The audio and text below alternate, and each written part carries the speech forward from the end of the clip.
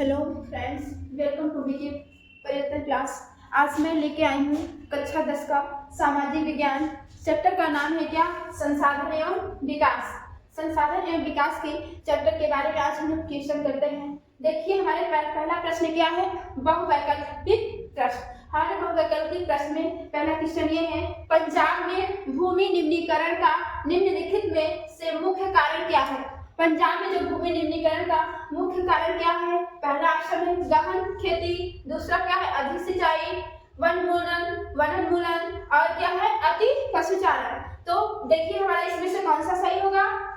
देखिए गहन खेती और अधिक सिंचाई जहाँ होती है वहीं पे निम्नीकरण होता है। अधिक सिंचाई से हमारी मिट्टी में जब अधिक पानी चला जाता है तो उसकी उर्वरकता शक्ति क्या कम हो जाती है, खत्म हो जाती है। उर्वरकता शक्ति कम होने के कारण हमारी भूमि में निम्नीकरण होता है। इसका ऑप्शन सही होगा कौन सा? ख।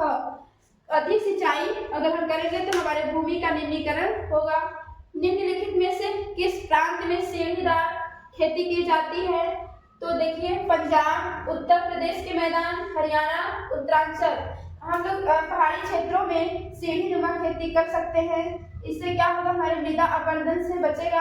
यहाँ पर हम खेती करेंगे तो यहाँ से पानी की जो ढलान है, जो मृदा मिट्टी है यहाँ से कम आएगी। अगर ऐसे खेती करेंगे ढलानों पर ही तो हमारी क्या मिट्टी नीचे बहाएगी पानी से और हवा से नीचे चली जाएगी। ऐसे सीढ़ीनुमा अगर हम खेती करेंगे सीढ़ीदार तो हमारे अपरदन से बचेगा मृदा। इसीलिए यहाँ पे हम उत्तरांचल में कैसे खेती करते हैं? सीढ़ीदार। इसका आंसर क्या है? उत्तरांचल। इसको हम उत्तराखंड भी बोलते हैं। उत्तराखंड में है हमारा उत्तरांचल। उत्तराखंड में ये है हमारा उत्तरांचल। अब देखिए तीसरा क्वेश्चन क्या है? इनमें से किस राज्य में काला मृदा मुख्य रूप से पाई जाती है? हमारे कौन से राज्य में काली मृदा मुख्य रूप से पाई जाती है? आप लोग बताइए। जैसे कि पहला ऑप्शन क्या है? जम्मू और कश्मीर। दूसरा क्या है? राजस्थान, गुजरात, झारखंड। हम आपको पढ़ा चुके हैं अभी। अगर आप अच्छे से पढ़े होंगे तो आपको याद होगा कि हम अभी पढ़े हैं। इसके पहले हमारी खेती काली मृदा कौन सी राज्य में पाई जाती है मुख्य रूप से? ये हमारी काली मृदा मुख्य रूप से ये कौन से राज्य में पाई जाती है? गुजरात में। कौन से राज्य में? गुजरात में। हमारा यहाँ ऑप्शन क्या सही हुआ? गुजरात। देखिए तो आइए हम और देखते हैं क्वेश्चन इसके आगे। प्रश्न तो क्या है? निम्नलिखित प्रश्नों के उत्तर लगभग 30 शब्दों में दीजिए। देखिए हमारा पहला प्रश्न है, 3 राज्यों के नाम बताइए जहां काली मृदा पाई जाती है। इस पर मुख्य रूप से कौन सी फसल उगाई जाती है? देखिए हमारा इसका उत्तर क्या है? महाराष्ट्र, मध्य प्रदेश और छत्तीसगढ़ में काली मृदा पाई जाती है। इस पर मुख्य रूप से कपास की खेती की जाती है। यहाँ पे कपास की खेती ज्यादा की जाती है। कहाँ पे? महाराष्ट्र, मध्य प्रदेश और छत्तीसगढ़ में। और देखिए दूसरा क्वेश्चन आगे देखिए समझिए। पूर्वी तट के नदी डेल्टाओं पर किस प्रकार की मृदा पाई जाती है? इस प्रकार की मृदा की 3 मुख्य विशेषताएं क्या है? तो देखिए बच्चों समझिए, ध्यान से समझिए। उद्देश्य क्या है? पूर्वी तट के नदी जो डेल्टाओं पर जलोढ़ मृदा पाई जाती है। जो पूर्वी तट की नदी है उनकी जो डेल्टाएं बनी है, डेल्टाओं में जो मृदा पाई जाती है, इस प्रकार की मृदा की 3 मुख्य विशेषताएं हैं।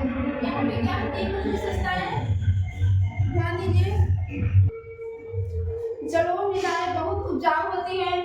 गन्ने, चावल, गेहूं और अन्य दलहन फसलों की खेती के लिए यह मिट्टी आदर्श मानी जाती है। जलोढ़ मृदा वाले क्षेत्रों में गहन कृषि के कारण जनसंख्या घनत्व अधिक होता है। यहाँ जो जलोढ़ मृदा है यहाँ पे कृषि के कारण यहाँ पे जनसंख्या क्या अधिक होता है। जैसे ये हमारा क्या है? भारत है। ये हमारा क्या है? भारत। यहाँ पे तो इसके जो चारों ओर क्षेत्र है, इधर हमारा क्या हो गया? पूर्व। ये हमारा क्या है? पश्चिम। ये हमारा क्या है? उत्तर। और ये दक्षिण। तो ये जो हमारी जलोढ़ मृदाएं पाई जाती है उत्तर की साइड से ये पहाड़ी क्षेत्रों में पाई जाती है। ये हमारी जलोढ़ मृदाएं भारत के 45% पाई जाती है। 45% ये जलोढ़ मृदाएं देखिए इन्हीं क्षेत्रों में पाई जाती है। सबसे ज्यादा जलोढ़ मिट्टी पाई जाती है हमारे भारत में। इन जलोढ़ मृदा वाले क्षेत्र में गहन कृषि के कारण इस यहाँ की जनसंख्या भी क्या घनत्व अधिक है। जलोढ़ मृदा की ये जनसंख्या भी अधिक है। आइए बच्चों हम लोग समझते हैं दूसरा क्वेश्चन हमारा क्या है। पहाड़ी क्षेत्रों में मृदा अपरदन की रोकथाम। हमारे जो पहाड़ी क्षेत्र में मृदा अपरदन की रोकथाम के लिए क्या कदम उठाने चाहिए हमें। देखिए हमें क्या कदम उठाने चाहिए, आइए समझिए। पहाड़ी क्षेत्रों में मृदा अपरदन की रोकथाम के लिए हमें निम्नलिखित कदम उठाने चाहिए। कौन कौन से कदम उठाने चाहिए। पहला हमारे क्या है, समूचित जुताई करना। हमें खेतों की सरल जुताई करना चाहिए, पूरा खेत में जुताई करना अच्छे से। फसलों के बीच घास की पट्टियां उगाकर, फसलों के बीच हम क्या करें, जो फसल उगाए पहाड़ी क्षेत्रों में, ये देखिए ये हमारा क्या है पहाड़ी क्षेत्र, इसे हम क्या बोलते हैं पट्टियां। ये हम पट्टियां जो बना रहे हैं इसी में हम क्या लगाएं, पेड़ पौधे लगाएं, फसल उगाएं। जैसे मान लीजिए हम हमारा ये क्या है फसल है, ये हमारा क्या है फसल है, देखते जाइए ये हमारा फसल हो गया।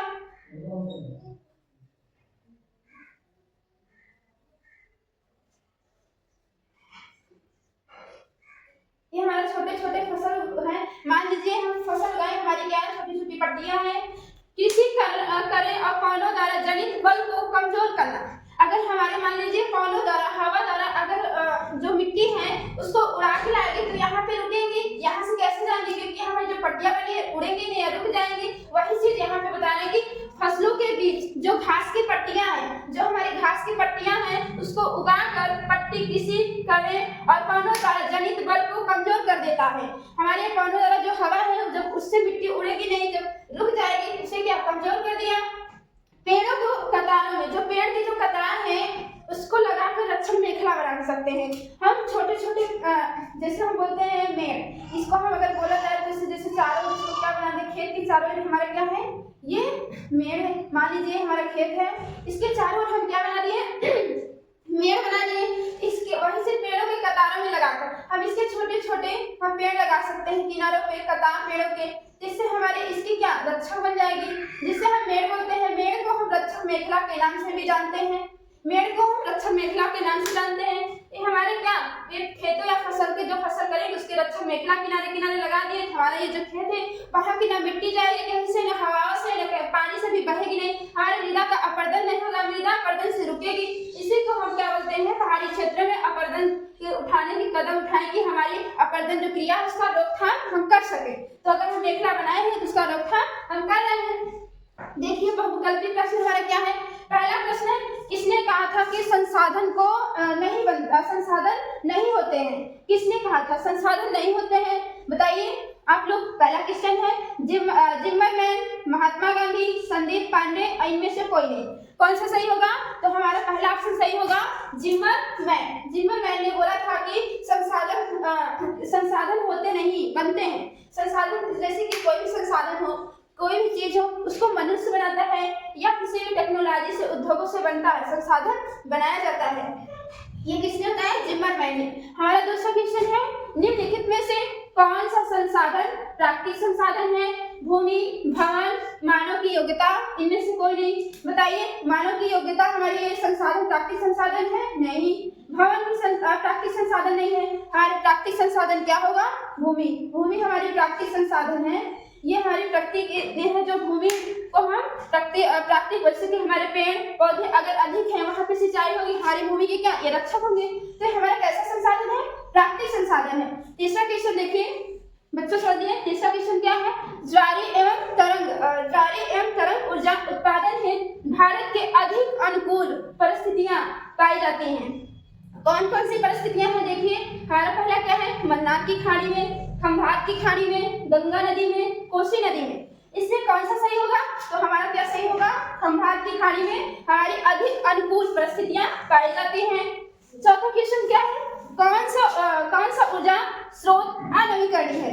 हम आपको बताए हैं नवीकरणीय और अनवीकरणीय। नवीकरणीय ऊर्जा वो होता है जिसका प्रयोग हम बार बार कर सकते हैं, जैसे सौर ऊर्जा। सौर ऊर्जा अगर इसकी बैटरी खत्म हो गई है फिर सौर की रोशनी से फिर से चार्ज कर सकते हैं, हम इसका बार बार प्रयोग कर रहे हैं ना, ये हमारा नवीकरणीय हुआ। ये हमारा क्या है, नवीकरणीय। और जल ये हमारा क्या है, ये भी नवीकरणीय संसाधन, क्योंकि इसका प्रयोग हम बार बार कर सकते हैं। इसको जैसे जल के लिए, जल को भूमि में गया, भूमि में फिर ये जल के अंदर इस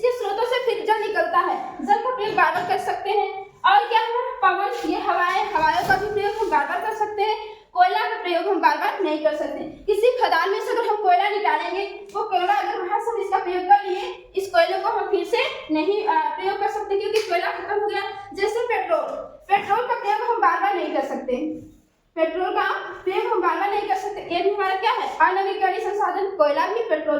जैसे पेट्रोल, किसी गाड़ी में पेट्रोल डाला गया है, उस गाड़ी से अगर हम कहीं गए, ये हमारा जो पेट्रोल है ये धुआं के द्वारा क्या खत्म हुआ, हम धुएं के तो फिर से पेट्रोल नहीं बना सकते। देखिए जिसका प्रयोग हम बार बार नहीं कर पा रहे हैं उसे हम क्या कहते हैं, अनवीकरणीय संसाधन।